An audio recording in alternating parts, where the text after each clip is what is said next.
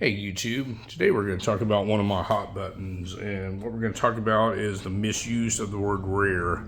And what I have here in front of you is a variety of different kinds of firearms, and I've seen every single one of these labeled as rare, and we're going to have a little bit of fun with it.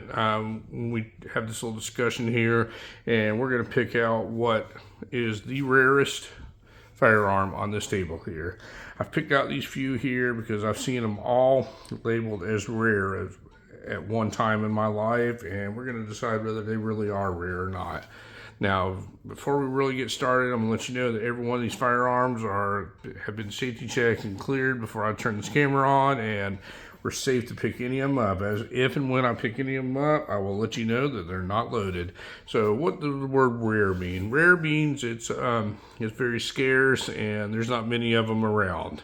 And every one of these things, every one of these firearms has been labeled as rare at one time. I've seen it, and that's why I picked these particular ones. And one of my hobbies is I like going to gun shows, and I like looking at like online forums for stuff that people are selling and stuff like that. And one of the famous adjectives people like to use is the word rare. And what the word rare really means in real terms is the seller is trying to convince you that it's something that it's not. They're trying to raise the value of something by a play on words. And rare and expensive are two different things. The word rare has nothing to do with the word expensive. Something can be very expensive and not be rare, and something can be rare and not expensive at all. It's very simple. So what I've got here, I got a few little firearms here, and we're gonna have a little fun. We're gonna pick out which one is the rarest one eventually. So we're gonna start off with this revolver here. This is the older Colt Python. You've seen these at all the gun shows and everything. You're starting to see a lot more Colt Pythons out there right now because they a few years ago they started making them again. They didn't make these for many years, and the price went really crazy through the roof. And if you go to gun shows, or if you look at some of these online sales forums, I know there's a couple of them around here where I live, and it's pretty much a joke if you look at them. If you saw something on this like this, you would see the word rare and the description. And is a Colt Python a rare gun? Folks, it's absolutely not a rare gun. It's not rare at all. They made thousands and thousands and thousands of these things. I'm talking like hundreds of thousands of them. So if you look at this one here, this is serial number 31,495. It's a T mark serial number, which meant it was made in the 80s. And this thing was, you can usually tell the T marked ones that are like this are stainless. But this is 31,000 and some change. And the first one was 1. So this is at least 31,000 into the run. So it's something that they have 31,000 examples of. I would not call that rare at all, folks. Now, is it expensive? These things were always expensive. They're very expensive, and I'll give you some close-ups while we're talking about them. But just because something is expensive and well-made doesn't make it rare. And when they stopped making them altogether here in 1999, well, they weren't around as much. People weren't selling their stuff, but that doesn't mean it's rare. So when somebody tries to sell you something and they say, well, these are hard to find, they're not hard to find. They're on every corner. If you have thousands of dollars, you can buy one too. But it's the things that people try and get over on people. It's just ridiculous what people do. But this is the Colt Python. This is from the year 1984. There's nothing rare about it. Is it expensive? Yes. They command quite a bit of money. They command more than the newer ones, but they are not rare by any means whatsoever.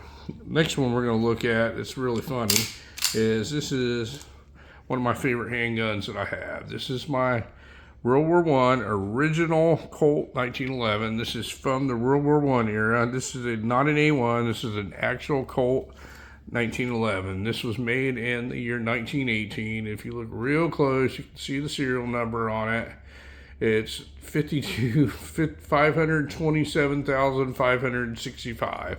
Now, that serial number, if you go on Colt's website, that will date it to 1918 is when this thing was made. So People will put this, especially at gun shows, they'll have this on there and say, this is rare. This is a Black Army, and these are rare. These are getting hard to find, all this kind of stuff. Folks, I'm going to tell you something. They made so many of these things that they actually contracted other companies, like a sewing machine company and typewriter companies and stuff, to produce these because they couldn't produce enough of them. And I mean, there are hundreds of thousands of these examples of these old Colt 1911s out, and which would make it not rare. Now, if you can find an all correct one like this one, and this one is all correct, is it expensive? Yes, it will command a higher price because this one's all correct, has all the right numbers, and everything's in the right spot. And we're not going to go over that. I have a video on this, but everything's all correctly marked, and the barrel markings are all right, and the slide and all that stuff. So, will this command a high price? Yes, it's very expensive. It's probably the most expensive weapon on this table. Is it rare? It absolutely isn't rare. There's so many of these around. It's unbelievable how many of them there are. So don't let somebody try and talk you into overpaying something because they have a rare item in their hand. It's not rare, folks, at all. This is probably the most common one on this table. They probably made more of these than they made any of the rest of these. So we're going to move down the line a little bit, and we're going to look at this Sig Sauer here. Now, this is a Sig Sauer Elite carry. Now, this is a stainless Elite carry N45 ACP. This is a Sig 220. Now, this is not a common one that you see around because this is a great gun. This is very well made. The majority of the Sigs were an alloy frame and then had a steel slide on them. Well, this is a solid stainless one, and solid stainless steel. This thing's heavy. And they made a lot less of these than they did the alloy ones. Now, couple that together with this is the carry model with the short slide. They made even less of those than they did the full-size one. And then they stopped making them all together, I don't know, 4 or 5 years ago, and you just don't see them around for sale. Well, the reason you don't see them around for sale is this is a great gun. I mean, I'm talking a fantastic gun. It's got an awesome trigger. It's got an awesome look to it, awesome features. And people, when they get their hands on one, they don't sell them. So, but does that make it rare?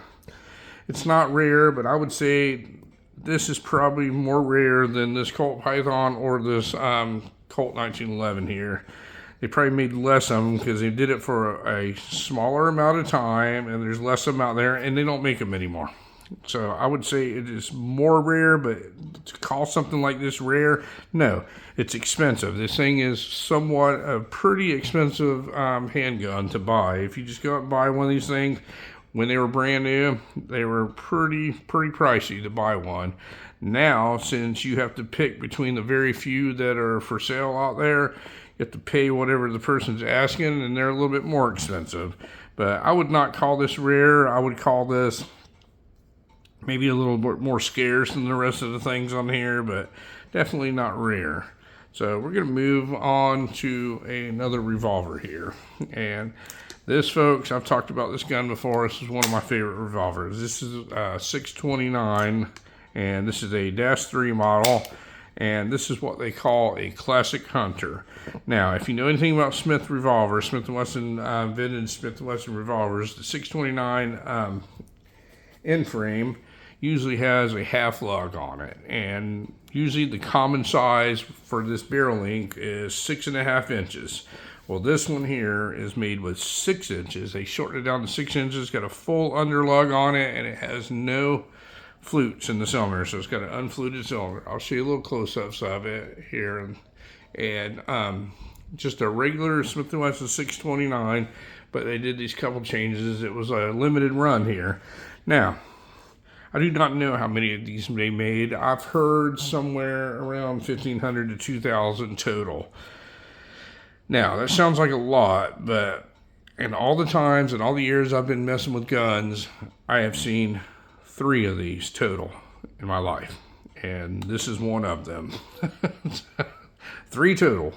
And so I would say this is starting to get a little bit rare. Now, 2,000 spread across the entire United States or the entire world, that is a little bit rare, but this one, I still wouldn't try and sell it to somebody and call it rare. In all reality, it is a 629 Smith & Wesson pre-lock revolver, and they made tons of those. Now, did they make them in this particular configuration? They didn't make as many of them, and I like it because it's unique. I love the look of the unfluted cylinder, and a 44 Magnum is an awesome handgun to have. So rare, this one may start getting into a little bit of a rare, way more rare than this Colt Python or this Colt 1911 that people often write the word rare on. Now, this thing here, a lot of people that are not gun enthusiasts like you and I, the people watching this video, they may walk by this and not notice anything about it. But the first thing that sticks out to me is this unfluted cylinder, and you don't see those every day. I know they do make a unfluted 629 in today's time, so I guess you could say it's not really rare, but these older pre-lock ones, they do not have a lot of them out there, and this is a really awesome gun. So last but not least, we're going to move on to my custom made 1911. Now, this was built by my personal gunsmith, and this is a Caspian 45 ACP 1911. And is this one rare, folks? Yes. This is the most rare gun on this table. Now, what makes it rare? Well, this is the only one that exists. This was built just for me. There's no other gun out there that was built, spec'd out exactly like this. This is a solid stainless Caspian frame and slide, and it has been mirror polished to a mirror.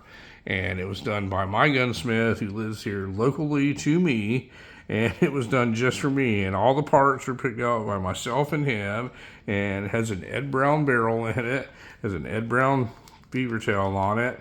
It's got just everything on this thing was hand picked out. It's got a Nighthawk Custom magwell on it, so this thing is sort of a Heinz 57 gun, but it is the only one that exists like this, and it is an awesome gun, very awesome. This is the only one that exists. So out of all these guns that I have here showing you, this is the only one that I could truly say is rare, because you're not going to find another one. You can possibly run into another one of these 629s in your lifetime. You know, I have ran into 3 of them in my life, so I would say that's not too awfully rare. But this is the only one I've ever ran into, and it's the only one I'm ever going to run into, because it's the only one that exists. So anyway, folks, I just wanted to clear this up about these people, and they shed these misnomers on people about this is rare, and all they're trying to do is rip you off. And that is the one hot button that I do not like, is people that try and rip other people off by a play on words. Things are not rare, folks. There's a big difference in being expensive and being rare. And I pretty much think that any of these firearms that I have here in front of me, they're all expensive. Are they rare? I would say this is probably the only one that's rare on here, and it's probably the least expensive out of all of them. So anyway, folks, you have any questions on any of these firearms, feel free to reach out to me. I'll answer any questions I have. I'm pretty certain I have videos on every single one of these firearms explaining what they are. And thank you very much for watching my video today, and you folks have a great day.